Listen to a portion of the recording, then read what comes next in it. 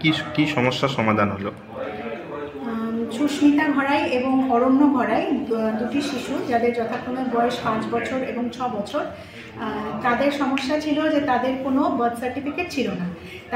আমাদের পিএলবি রীতা দাস দত্ত যখন door to ডোর ক্যাম্পেইনে গেছিলেন ওই এরিয়াতে, তখন ওদের বাড়ির লোক এবং ICDS এর টিচাররা ওকে জানায় যে এদের দুজনের বার্থ সার্টিফিকেট নেই, এবং তারা যদিও ICDS এখন পড়ছে, কিন্তু ক্লাস 1-এ ভর্তি হতে গিয়ে ওদের সমস্যা হতে পারে। এই সমস্যা জানার পরেই আমাদের রীতা দাস দত্ত ওদের বাড়ির লোকের সাথে করে নিয়ে গিয়ে এই রুরাল হসপিটাল তপসিয়াতে যোগাযোগ করে।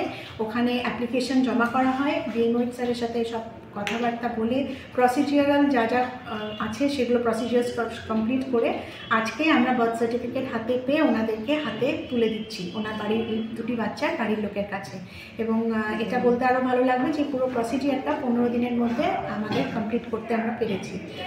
এই সার্টিফিকেটটা ওদের ভবিষ্যতের জন্য খুবই দরকার ছিল। আশা করছি ওদের এই সার্টিফিকেট দিয়ে অনেক সাহায্য হবে ওদের ব্রাইট ফিউচারের জন্য। আমাদের ওয়েল উইশেস।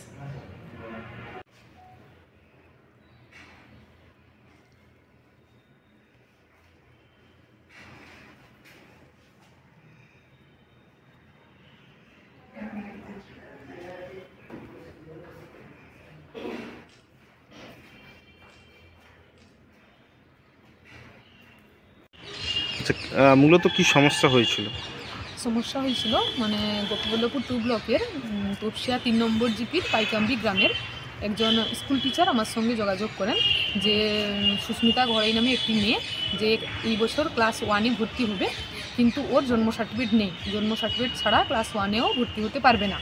তার জন্য ম্যাডাম যোগাযোগ করায় আমি ব্যাপারটা দেখব। সেই পরের দিনই আরেকটা কেস, যেটা হচ্ছে আমাদের চর্চিতা 1 নম্বর অঞ্চলে চর্চিতা গ্রামেরই একটা ছেলে যে অরণ্য ঘড়াই, ওর দুটো প্রবলেম, যে ওর জন্ম সার্টিফিকেট নেই বলে ও আধার করতে পারছে না এবং স্কুলে ভর্তি হতে পারবে না। সেই নিয়ে উনিও আমাদের সঙ্গে, ওর অরণ্য ঘড়াইয়ের মা ডাইরেক্ট আমার সঙ্গে কথা বলেন। ওই দুটো কেস নিয়ে আমি প্রথমে আমাদের DLS-এর মাননীয় সেক্রেটারি মহাশয়া, আমাদের শক্তি সরকার মহাশয়ার সঙ্গে যোগাযোগ করি এবং বলি যে এদের এই সমস্যার কথা জানানোয় ম্যাডাম আমাকে নির্দেশ দেন যে এই ব্যাপারটা দেখার জন্য। তো আমি আমাদের তপসিয়া গ্রামীণ হাসপাতালেই দুটো বাচ্চা হয়েছিল, তপসিয়া গ্রামীণ হাসপাতালের সঙ্গে যোগাযোগ করে বিএমওসি স্যারের সঙ্গে লিখিত আবেদন জানিয়ে যা প্রসেস করার সব কিছু করে দিই। এবং প্রসেস করার পর মানে ওদের একটু তাড়াতাড়ি দরকার ছিল, যেহেতু জানুয়ারিতে ওটা ভর্তি হবে ওরা। তো এই জিনিসটা নেওয়ায় 15 দিনের মাথায় এদের জন্ম সার্টিফিকেটের ব্যবস্থা হয়ে গেছে। তো এখন আজকেই ওরা আমাদের ম্যাডামের হাত দিয়ে জন্ম সার্টিফিকেটটা পেল। আপনার নাম? Rita Das Dutta, paralegal volunteer, Gopiballavpur 2। আপনাদের কি সমস্যা হয়েছিল? আমার সমস্যা হয়েছিল বলতে গেলে, বাচ্চাটা হওয়ার পরে আমরা 21 দিনের মধ্যে নিতে পারিনি। একটু বাচ্চাটার শরীর খারাপ করেছিল, আমাদের প্রচুর প্রবলেম হয়ে গেছিলো, তার জন্য নিতে পারিনি। আর গ্যারেজের সংসার না, যোগাযোগ করতে পারিনি। এখন বাচ্চা নিয়ে স্কুলে ভর্তি করতে পারছি না, এটার জন্যই ম্যাডামের সঙ্গে যোগাযোগ করতে ম্যাডামই আমাদের সব ব্যবস্থা করে দিয়েছে।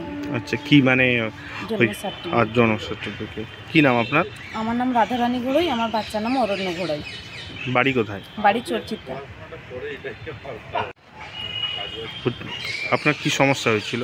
আমার লাকমি হয়েছে তপসিয়াতে হতে বাড়ি নিয়ে গেলাম। বাড়িতে আমার জন্ডিস হয়েছিল, এই জন্ডিস হতেই ঝাড়গ্রামে ভর্তি করেছি। এখানে মানে 14 দিন ছিল। এখান থেকে যখন যাই মানে জন্ম সার্টিফিকেট তপসিয়াতে আর পাই, অনেক ছুটাছুটি করছি, অনেক হাইরান হয়েছি। না পেতে চুপচাপ যাচ্ছি, কী করবা না বলে দিয়ে ওখানে গিয়ে বাচ্চা স্কুলে যাবি, স্কুলে যেতে বলে জন্ম সার্টিফিকেট না হলে স্কুলে ভর্তি করতে পারবে না।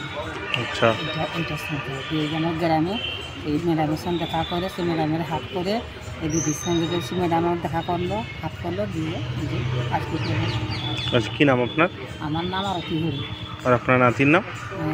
লাকমির নাম হচ্ছে সুস্মিতা ঘড়ি।